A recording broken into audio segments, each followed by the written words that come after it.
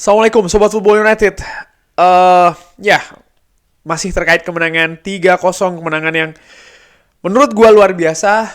Bukan hanya dari hasil ya, tapi bagaimana Manchester United ini bermain dengan pemain yang berbeda, dengan strategi yang berbeda, dengan komposisi yang berbeda. Apa yang ditampilkan di atas lapangan luar biasa. Crystal Palace, yes, memang dari sisi peringkat di bawah Manchester United, dari sisi kualitas juga di bawah Manchester United, tapi Crystal Palace juga tim dari Premier League. Crystal Palace juga punya kesempatan ya, peluang sebenarnya untuk mempersulit Manchester United. Di awal pertandingan Manchester United menurut gua tampil seperti sebagian besar pertandingan dari yang dilalui oleh Manchester United, artinya tampil bagus. Hanya saja konsistensi di situ kan yang menjadi perbedaan. Tapi tadi malam Manchester United luar biasa bisa tampil dengan konsisten. Tentu saja dengan permainan yang bagus pun Manchester United bisa saja terpleset ya ketika mungkin ada serangan balik dari Crystal Palace, ada momentum yang sedikit ya kan, entah itu 1, 2 maupun 3, bisa saja berujung ya Crystal Palace bisa mencetak gol. Tapi itu tidak terjadi tadi malam. Manchester United menang dengan meyakinkan 3-0, dominasi dan juga clean sheet. Di sini menurut gua ya, secara fans Manchester United harus diapresiasi semua pemain Manchester United.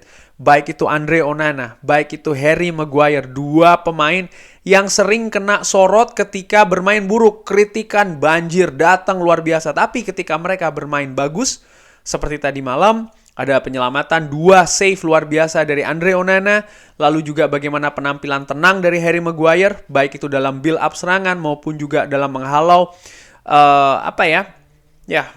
serangan dari Crystal Palace.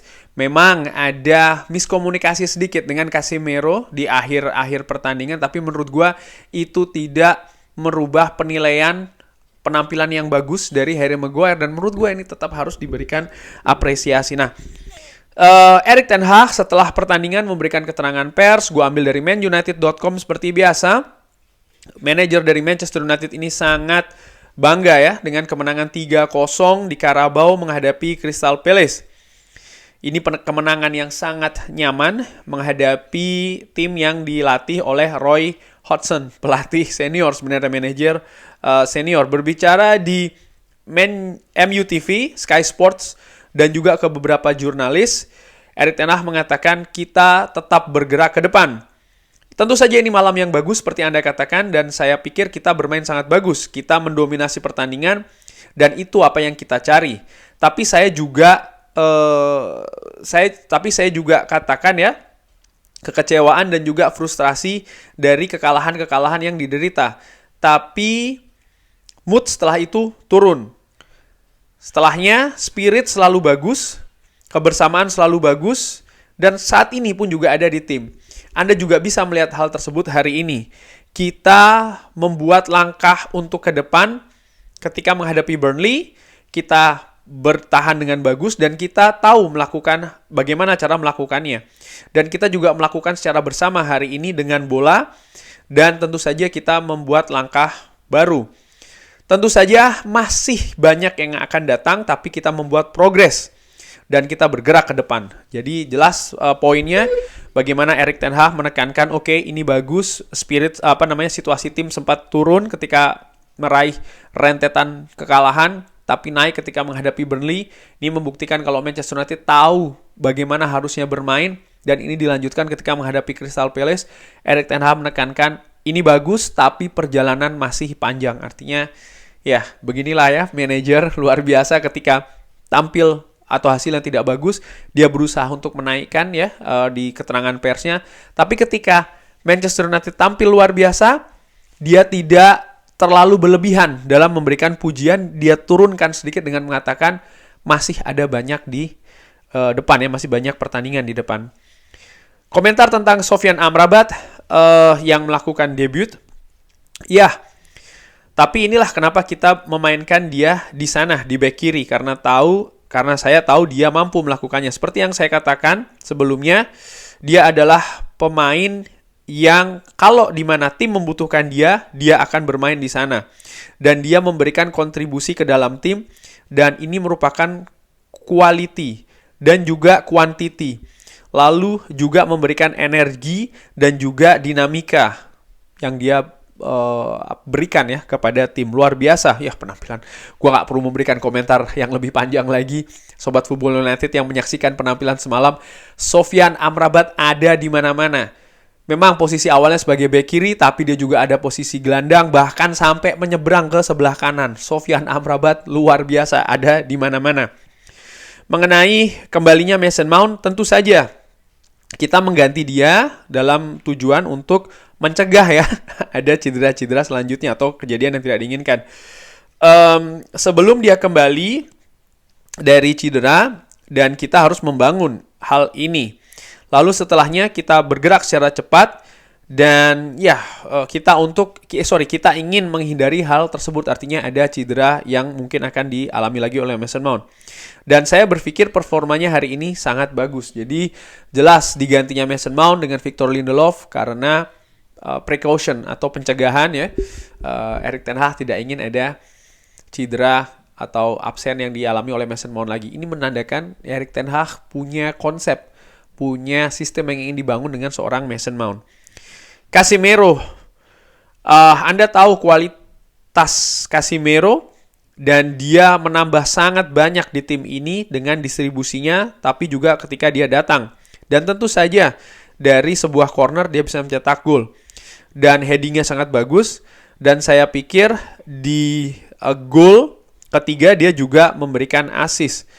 Menurut gua man of the match-nya Amrabat main bagus, pemain lain pun juga tampil bagus, tapi gue melihat bagaimana penampilan dari Casemiro. Sering gue katakan, Bruno dan Casemiro, dua pemain ini menjadi tulang punggung di Manchester United. Tadi malam Bruno Fernandes tidak bermain, yes memang sengaja disimpan oleh Erik ten Hag, karena weekend nanti akan menghadapi lawan yang sama, ya. Crystal Palace juga dengan kemungkinan Bruno akan memulai pertandingan dari awal.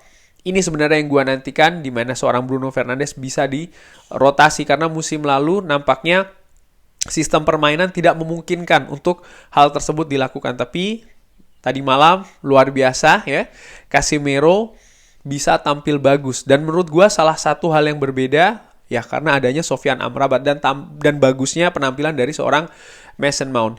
Gue menantikan betul nih ketika Bruno Fernandes nanti diturunkan. Bruno Fernandes, Mason Mount, Sofyan Amrabat, Casemiro. Kalau kesemuanya ini ready, siap, lini tengah Manchester United menurut gue akan punya kualitas yang bagus. Kalau mereka bisa bekerja secara bagus ya, artinya kesepahaman dan juga ya kerjasama lah di antara pemain-pemain tersebut.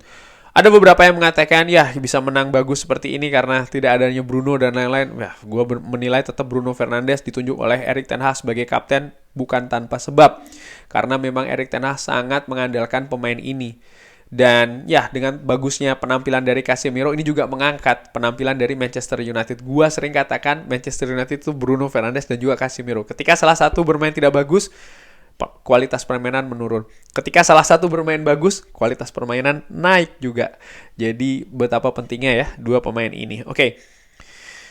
Erik ten Hag juga happy, senang ya dengan Anthony Martial. Finishingnya sangat bagus. Dan juga bagaimana dia bisa mendapatkan gol tersebut. Ini sangat bagus dan kita memberinya kepercayaan diri. Jadi kita sangat happy dengan penampilannya. Anthony Martial menurut gue tampil luar biasa tadi malam ya. Artinya luar biasa tidak seperti biasanya. Dia tidak malas bergerak, dia rajin turun, bahkan lebih rajin daripada Rasmus Højlund. Dan juga dia pintar menempatkan posisi. Gol itu menurut gue juga salah satu kelebihan Anthony Martial yang agak sedikit dari luar ya, dan juga finishingnya keren dari sudut yang sangat sempit. Dia bisa menghujamkan bola dengan tajam ke gawang Sam Johnstone. Dan Gore dapat debut juga di tim senior. Saya pikir ini merupakan hadiah ulang tahun yang luar biasa. Tapi seperti yang saya katakan, saya bukan seorang manajer dan kita tidak memiliki. Nih ya, penting. Saya bukan seorang manajer dan kita tidak memiliki pelatih-pelatih yang memberikan pemain peluang-peluang saja atau kesempatan-kesempatan saja. Mereka harus layak mendapatkannya. Ini penting sekali. Berarti banyak sekali. Kenapa kok tidak mencoba ini? Kenapa kok tidak mencoba itu? Erik ten Hag ternyata tidak pakai sistem coba-coba. Tapi kalau pemain itu layak, baru diturunkan. Layak berdasarkan apa ya? Salah satunya adalah penampilan di Carrington tentu saja yang pastinya lebih banyak diketahui oleh Erik ten Hag dan juga tim kepelatihan Manchester United ya. Dan sekali lagi mereka layak mendapatkannya. Mereka mendapatkan peluang ini, tapi mereka juga harus membuktikan. Dan saya pikir mereka layak untuk hal tersebut. Tapi juga pemain-pemain muda lainnya ya, seperti Hannibal, Pellistri, dan juga Garnacho. Wow, berarti ada 4 pemain muda di skuad Manchester United tadi malam. Jumlah yang menurut gue cukup banyak loh. Dan ini sekaligus juga menjawab pertanyaan, ya Erik ten Hag kok nggak percaya pemain muda dan lain-lain. Ini 4 pemain diturunkan dan bisa tampil bagus. Sekarang tinggal bagaimana mereka bisa secara konsisten ya menunjukkan mereka layak. Dan faktor terbesarnya tentu saja selain di pertandingan juga di Carrington. Tapi mereka juga harus melakukannya setiap saat, benar kan? Dan kita juga sangat kritis, artinya sangat kritis untuk memberikan komentar. Mereka juga harus layak mendapatkannya atau melakukannya setiap hari di lapangan latihan. Dan setelahnya, ketika standar ini terlalu rendah, tentu saja ini akan menyakitkan untuk kita. Dan kita tidak memainkan mereka karena mereka harus berlatih setiap hari di level yang paling tertinggi. Artinya ketika mereka bermain bagus di suatu pertandingan tapi di latihan mereka levelnya drop ya, Erik ten Hag tidak akan mempercayainya kepada mereka lagi. Pujian kepada Andre Onana tentu saja. Ketika Anda mendapatkan clean sheet ini selalu diberikan kepada ini selalu memberikan kepercayaan diri kepada kiper. Khususnya ketika Anda berkontribusi. Ketika Anda melakukan beberapa penyelamatan bagus seperti di hari Sabtu, kita mendapatkan header ya, dan sangat penting untuk melakukan penyelamatan. Dan juga di pertandingan tadi dia menyelamatkan 2 kali dengan fantastis. Tentu saja ini membantu dan juga menaikkan lagi rasa percaya dirinya. Dia memiliki personality, dia juga bisa mengatasi situasi. Dengan tekanan, dia bisa melakukannya. Dan saya pikir dia sekarang mulai melakukannya. Tentang pertandingan selanjutnya, mood dari skuad ini atau situasi dari skuad ini selalu bagus. Tapi tentu saja,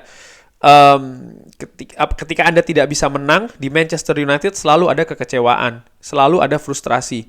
Tapi secara bersama, ini selalu ada untuk kita. Kita tahu kita belum berada di posisi di mana kita inginkan. Jadi Anda harus terus berkembang. Kita harus terus mengejar. Lalu Anda harus berpindah ya dari satu pertandingan ke pertandingan lainnya. Kita harus terus bekerja dalam proses dan juga bekerja untuk meraih hasil.